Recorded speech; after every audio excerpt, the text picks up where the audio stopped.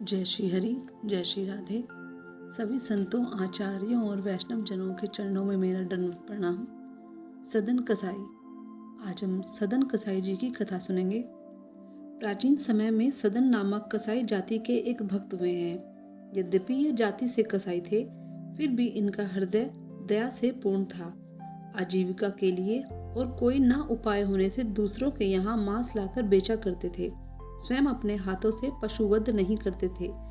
इस काम में भी इनका मन नहीं लगता था, पर अपने जाति के व्यवसाय होने के कारण इस कार्य को ये करते थे।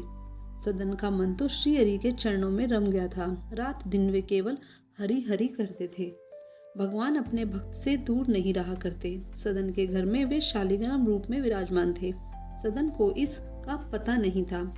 वे तो शालिग्राम को पत्थर का एक बाट समझते थे और उसी से मांस तोला करते थे।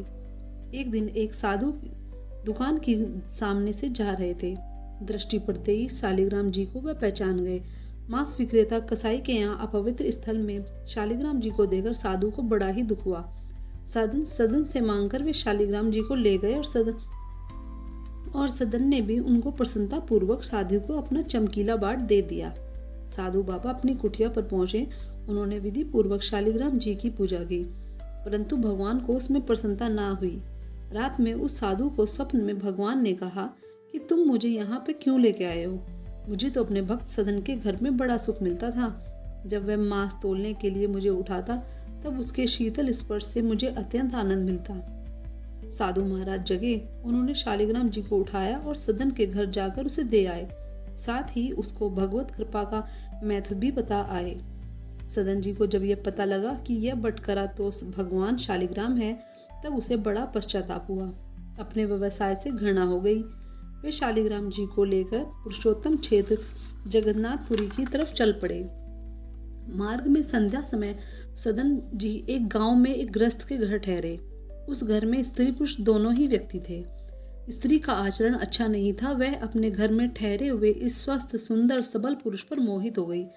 आधी रात के समय सदन जी के पास आकर वह अनेक प्रकार अशिष्ट चेष्टाएं करने लगी। यह देखकर वे हाथ जोड़कर बोले, तुम मेरी माता हो, अपने बच्चे की परीक्षा मत लो। माँ, मुझे तुम आशीर्वाद दे दो। उस स्त्री ने समझा कि मेरे पति के भय से ही यह मेरी बात नहीं मानता। वह गई और तलवार लेकर सोते हुए अपने पति का सिर काट दिया और कहने लगी, प्यारे, अब मत डरो। मैंने अपने पति का सिर काट डाला है, अब तुम मुझे स्वीकार करो। सदन जी भय से कांप उठे। स्त्री ने अनुनय विनय करके जब देख लिया कि उसकी प्रार्थना स्वीकार नहीं हो सकती, तब द्वार पर आकर छाती पीट पीट कर रोने लगी। लोग उसका रुदन सुनकर इकट्ठे हो गए। उसने कहा, इस यात्री ने मेरे पति को मार डाला है और यह मेरे साथ बलात्कार करना चाहता है। लोगों ने सदन को खूब भरा बुला कहा। कुछ ने उसको मारा भी, पर सदन जी ने कोई सफाई न दी। मामला न्यायाधीश के पास पहुंचा। सदन तो अपने प्रभु की लीला देख रहे थे, अतः अपराध न करने पर भी अपराध स्वीकार कर लिया। न्यायाधीश की आज्ञा से उनके दोनों हाथ काट दिए गए। सदन के हाथ कट गए थे। रुधिर की धारा बहने लगी। उन्होंने इस पे भी अपने प्रभु की कृपा को ही माना। उनके मन में भगवान के प्रति तनिक भी रोष उत्पन्न नहीं हुआ। भगवान नाम का कीर्तन करते हुए सदन जगन्नाथपुरी की तरफ चल पड़े। उधर पुरी में प्रभु ने पुजारी को स्वप्न में आदेश दिया कि मेरा भक्त सदन मेरे पास आ रहा है।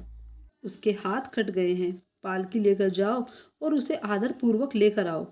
पुजारी पालकी लेकर गए और आग्रह पूर्वक सदन को उसमें बिठाकर ले आए। सदन जी ने जैसे ही श्री जगन्नाथ जी को दंडवत करके कीर्तन के लिए अपनी भुजाएं उठाई, उनके दोनों हाथ पूर्ववत ठीक हो गए। प्रभु की कृपा से हाथ तो ठीक हो गए, पर मन में शंका बनी रही कि वह क्यों कट गए। रात में स्वप्न में भगवान ने सदन जी को बताया कि तुम पूर्व जन्म में काशी में सदाचारी विद्वान ब्राह्मण थे। एक दिन एक गाय कसाई के घर से भाग गई। कसाई के घेरे से भागी जा रही थी। उसने तुम्हें पुकारा। तुमने कसाई को जानते हुए भी गाय के गले में दोनों हाथ डालकर उसे भागने से रोक लिया। वही गाय वह स्त्री थी और कसाई उसका पति था। पूर्व जन्म का बदला लेने के लिए उसने उसका गला काटा। तुमने भयतुरा गाय को दोनों हाथों से पकड़कर कसाई को सौंपा था। इस पाप से तुम्हारे हाथ काटे गए। इस दंड से तुम्हारे पाप का नाश हो गया है। सदन जी ने भगवान की असीम कृपा का परिचय पाया। वे भगवत प्रेम में विहल हो उठे। बहुत काल तक नाम गुणगान कीर्तन तथा भगवान के ध्यान में तल्लीन रहते हुए भी उन्होंने पुरुषोत्तम क्षेत्र में निवास किया और अंत में श्री जगन्नाथ जी के चरणों में देह त्याग कर वे परम धाम पधारे। अतः भगवान के सच्चे भक्त इस प्रकार निरपराध कष्ट पाने पर भी अपने स्वामी की दया ही मानते हैं। जय श्री हरि, जय श्री राधे।